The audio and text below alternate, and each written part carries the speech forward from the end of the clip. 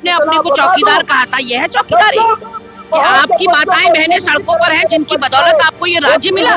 उच्च न्यायालय का फैसला आपके अपने कर्मचारियों के हित में आया था, उनके पक्ष में आया था, ये आपके दुश्मन नहीं थे। कोई दुश्मन के साथ भी ये नहीं करता जो गणेश जोशी ने इनके साथ किया। यहाँ महिला अपराध में 9 हिमालयी राज्यों में नंबर 1 बन गए हम। यहाँ 1209 नाबालिग बच्चे 1 साल में लापता हो रहे हैं। यहाँ बेरोजगारी दर 9% पहुंच गई है। हमारे युवा जो है नशे की गिरफ्त में जा रहे हैं, हताश निराश हो रहे हैं, डिप्रेशन में और फ्रस्ट्रेशन में जा रहे हैं, अपराध हो रहे हैं एक के बाद एक ताबड़तोड़। लेकिन आपके कानों में जू नहीं रहेंगे, क्योंकि आज मुझे समाज का कोई एक वर्ग बताइए जो इनसे खुश हो। किसान इनसे खुश है क्या? युवा इनसे खुश है क्या? महिलाएं इनसे खुश है क्या? कर्मचारी वर्ग इनसे खुश है क्या? वकील इनसे खुश है क्या? मजदूर इनसे खुश है क्या? कोई खुश नहीं है। ये उत्तराखंड है साहब, ये उत्तराखंड है जहाँ सिर्फ और सिर्फ धरने होते हैं। एक पोस्ट पढ़ रहा था मैं, मेरे कमेंट सेक्शन में भी किसी ने उसी पोस्ट को शेयर भी किया था। पोस्ट था, कमेंट था, उस कमेंट पे लिखा गया था कि ये उत्तराखंड है साहब, ये उत्तराखंड है, ये उत्तराखंड यहाँ धरनों का प्रदेश है। और इस धरनों के प्रदेश में यहाँ से शुरू करते हुए अगर हम अंत तक जाएंगे तो सिर्फ और सिर्फ आपको वो लोग दिखेंगे जो वाकई में इस उत्तराखंड राज्य को बनाने में अपनी भूमिका निभा चुके हैं। 9 नवंबर अभी हाल ही में गया, उत्तराखंड स्थापना दिवस इसी राजधानी में अभी 9 नवंबर को उत्तराखंड स्थापना दिवस मनाया गया। क्या परेड ग्राउंड ज्यादा दूर था? नहीं, बिल्कुल। देखिए, जिस तरह से संवेदनहीनता सरकार दिखा रही है, ये हतप्रभ करने वाला है, ये भौचक्का करने वाला है कि अपने ही राज्य के लोगों के प्रति आप इतनी ज्यादा निष्ठुर कैसे हो सकते हैं, आप इतने कठोर कैसे हो सकते हैं? ये दिल है या पत्थर है? ये जो माताएं बहनें यहाँ बैठी हैं, इनके छोटे छोटे बच्चे हैं, उनको स्कूल भेजना होता है, बुढ़े सास ससुर हैं, उनकी सेवा करनी है। रात को सर्द ओस की रातों में ये यहाँ खुले आसमान के नीचे रात में सोने में मजबूर हो रहे हैं।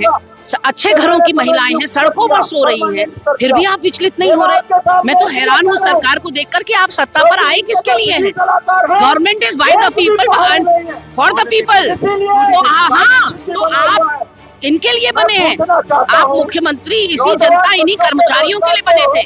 आप पैसा कमाने के लिए, अवैध खनन करने के लिए, शराब की दुकानें खोलने के लिए, भू माफियाओं के लिए, लकड़ी माफियाओं के लिए नहीं बने मुख्यमंत्री। आपने अपने को जनता का सेवक कहा था, आपने अपने को चौकीदार कहा था। यह है चौकीदारी कि आपकी माताएं बहनें सड़कों पर हैं जिनकी बदौलत आपको ये राज्य मिला।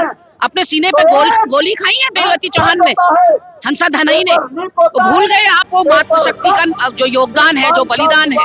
तो मुझे ये लगता है कि जहाँ जहाँ मातृशक्ति अपमानित होगी वहाँ वहाँ जलजला आएगा। और ये कोई भीख नहीं मांग रहे, ये कोर्ट से जीत कर आए हैं। ये 2018 में उच्च न्यायालय से जीत कर आए।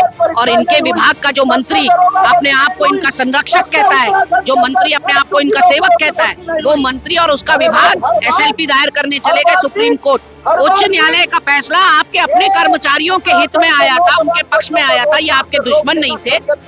कोई दुश्मन के साथ भी ये नहीं करता जो गणेश जोशी ने इनके साथ किया। आप सर्वोच्च न्यायालय चले गए उस फैसले के विरोध में, और सर्वोच्च न्यायालय से 6 साल बाद आप सोचिए गरीब लोगों ने कैसे लड़ा होगा। सर्वोच्च न्यायालय में तारीख पर तारीख मिलती है, न्यायालयों में पैसा पानी की तरह खर्च होता है। इन गरीब लोगों ने अपना चंदा कर करके वो कोर्ट केस लड़ा और जीत कर आए वहां से भी। लेकिन इस सरकार के कानों में तब भी जू नहीं रेंग रही है। सर्वोच्च न्यायालय का फैसला कोई ऐसा वैसा फैसला होता है? वो हमारा न्यायपालिका का सर्वोच्च मंदिर है, वहां से फैसला आया है इनके पक्ष में। मुख्यमंत्री ने भी 21 मार्च को कहा, अगले साल 2025 को, कि अब मैं चरणबद्ध तरीके से करूंगा नियमित आप लोगों को। मालाएं भी पहन ली इनसे, भव्य स्वागत भी करा लिया अपना, मिठाई खिला भी दी, खा भी ली। और उसके बाद स्थिति जस की तस, ढाक के 3 पात। और फिर सुधांशु कमेटी गठित की गई कि बताओ भैया पहले किसका करना है, बाद में किसका करना है। वो सुधांशु कमेटी एक पत्ता भी नहीं हिला पाई 8 महीने में। केवल जब कमेटी गठित होती है तो भारी भरकम तनख्वाह मिलती है सदस्यों को, समिति के तनख्वाह लेते रहे, काम कुछ नहीं किया।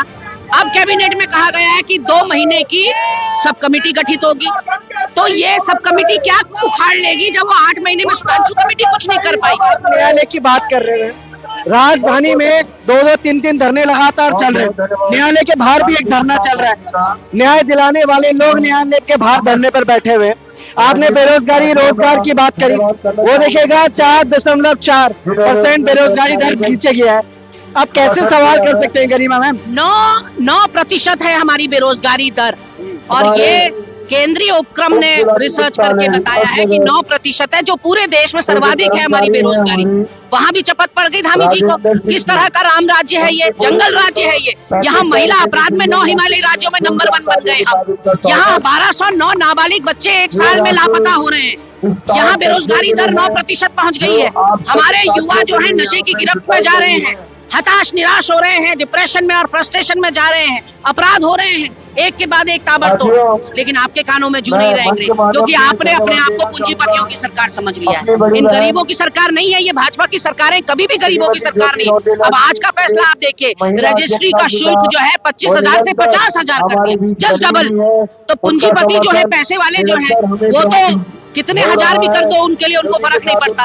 लेकिन उत्तराखंड का गरीब आदमी कैसे अपने लिए छत बनाएगा जब आप रजिस्ट्री शुल्क जब इतना डबल कर दोगे? तो आपकी नीतियां गरीबों के लिए होनी चाहिए या पूंजीपतियों के लिए होनी चाहिए? इनके सलाहकारों में ही कुछ गड़बड़ है मुख्यमंत्री जी। या मुख्यमंत्री जी क्योंकि मंत्री कभी नहीं रहे, तो इनके अंदर एडमिनिस्ट्रेटिव क्वालिटी तो है नहीं, केवल ये अपने खटीमा तक सीमित रहे, वहीं के विधायक बन के रहे, तो इनको पता नहीं है राज्य कैसे चलाते हैं। वकील बैठे, अधिवक्ता लोग हमारे सड़कों पर अपने चैम्बर की मांग कर रहे हैं। एक वकील को चैम्बर नहीं दोगे, राजमहल मांग रहा है क्या तुमसे?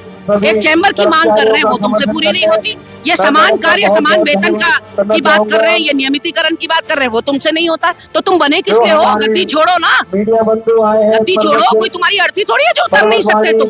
तो गद्दी छोड़ देनी चाहिए ऐसे लोगों को जो गरीबों की सुन नहीं सकते, गरीबों की समस्या का निस्तारण नहीं कर सकते, और सिर्फ जिहाद, डेमोग्राफी, इस तरह की बातें करना जानते हैं। मदरसा, मुसलमान, मजार, इससे ऊपर मुख्यमंत्री की सोच ही नहीं है। उनकी सोच होती तो आज ये 22,000 लोग इस तरह से सड़कों पर घूम नहीं रहे होते। एक कर्मी की मौत हो गई है इनके, उसके बाद भी आपका दिल नहीं पसीज रहा है। ये दिल है या पत्थर है? मेरे तो समझ में ये नहीं आता। ऐसा लग रहा है इस सरकार को सत्ता पर बैठाकर उत्तराखंड के लोगों ने बहुत बड़ी भूल कर दी, और वो कह भी रहे कमल की फूल हमारी भूल था। लोग कहने लग गए। आज मुझे समाज का कोई एक वर्ग बताइए जो इनसे खुश हो। किसान इनसे खुश है क्या?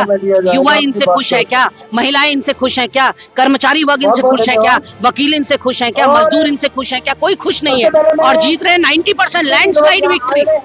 तो वोट चोरी नहीं तो और क्या है? जो मेरा नेता कहता है वोट चोर गद्दी चोर, वो असल में हकीकत है इस देश की। वोट चोरी हो रही है क्योंकि समाज में चारों तरफ नजर घुमा कर देखिए, हर व्यक्ति, हर वर्ग, हर समुदाय, हर जाति धर्म का आदमी इनसे परेशान है, क्योंकि ये सबको साथ लेकर बढ़ना जानते ही नहीं। ये एक मुट्ठी भर लोगों के लिए काम करते हैं, उनके आगे साष्टांग लेटे रहते हैं। लकड़ी माफिया, खनन माफिया, भू माफिया, शराब माफिया, ये 4 लोग हैं जिनके आगे साष्टांग लेटे रहते हैं। बाकी इनको किसी से कोई मतलब नहीं। मैं धामी जी से यहाँ से आपके माध्यम से कहना चाहती हूँ कि इनके जो अपमान आप कर रहे हो हमारी मातृशक्ति का, आज इसकी भरपाई आपको बहुत तगड़ी पड़ेगी, बहुत करारी हार का आपको सामना करना पड़ेगा। ये जनता अगर अर्श पर पैर पहुंचाना जानती है तो फर्श पर कैसे लिटाना है, धूल कैसे चटानी है, वो भी ये जनता ही बताइए। धन्यवाद।